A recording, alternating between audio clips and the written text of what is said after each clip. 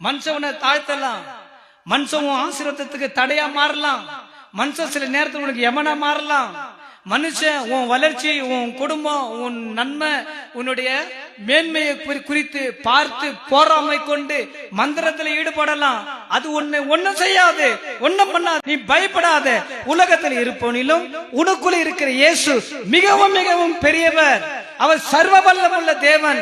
உனக்கு என்ன செய்யணுமோ செய்து முடிப்பார். 11 வருஷம் தூக்கி வீசி எறிஞ்சிச்சு உலகம். கர்த்தர் கைவிட்டாரா? அழைச்சவர் சத்தியம் உள்ளவர். நான் என்ன சொல்றேன், என் மூலியமா என்ன வார்த்தை கர்த்தர் பேசுகிறார்? எத்தனை தடைகள் வந்தாலும் கர்த்தர் நினைத்தது தடைப்படாது.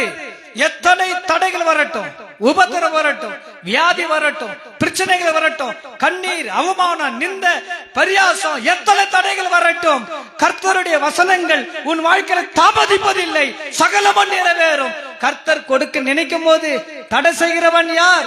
கர்த்தர் உன்னை உயர்த்தும் போது, உன்னை ஆசீர்வதிக்கும் போது உனக்கு விரோதமாக எழும்புகிற மனுஷன் யார்? கர்த்தர் கொடுக்கிற ஆசீர்வாதத்தையோ, கர்த்தர் திறக்கிற வாசலையோ, கர்த்தர் கொடுக்கிற நன்மைகளையோ ஒரு மனுஷனால தடை செய்ய முடியாது. என்ன பண்ண முடியும்? மனுஷன் என்ன பண்ண முடியும்? ஒரு வாரத்துக்கு இருமல் தான். இப்ப இருமல் இந்த பிரசங்கத்தை தடை செய்தா? பிசாசும் சரி, பிசாசுக்கு அப்பனுக்கு அப்பா வந்தாலும் சரி, தேவ சத்தத்தையும் தேவ சித்தத்தையும் ஒரு நாள் ஒருத்தனால ஒண்ணு செய்ய முடியாது. அல்லேலூயா, ஆமென். மூச்சு வாங்குறதுதான் கிருபை தாங்க இல்லையா? அத நான் சொல்றது நீ புரிஞ்சுங்க. தேவனுடைய சித்தத்தை ஒருத்தனால தடை செய்ய முடியாது. இன்னைக்கு என்னதான் வச்சு பிரசங்கம் பண்ணணும்னு தேவ சித்தமா பேசிய தீருவார். இந்த வசனங்கள் உனக்கு சொந்தமா தரணும்னு தேவனுடைய சித்தம் இருக்கா?